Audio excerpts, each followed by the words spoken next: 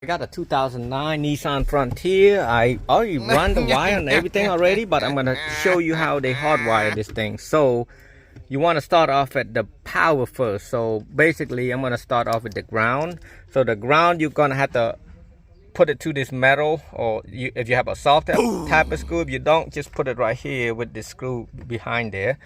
And then, so I'm gonna start out with power, okay? 12 volt.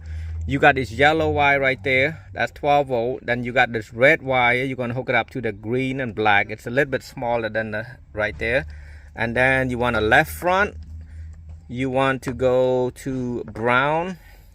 Left front is white color, so solid white go to the brown, and then white black go to the blue right there. And then you want to go to the right rear, right front. So you got the gray, you want to hook it up to the light green, and then you got gray black, you want to hook up to the red. Remember, there's two red wire right there, the red and the gray right there. Those are meant for parking lamp and a dimmer, so you don't want to hook that up. So I want to go to the left rear now.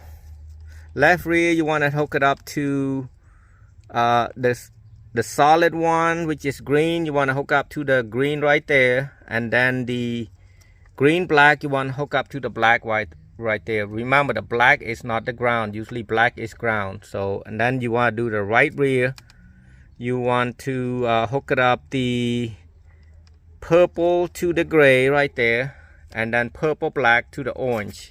So, and then that's how you hook everything up. And it's if you actually cut the wire, if you got a chance to buy the wire, yeah, it's about 20 bucks. So just go grab one, it's a lot easier, so that way you don't get confused or pop any fuse, anything like that. And this has happened because the customers already cut everything already. So I'm just gonna put everything back.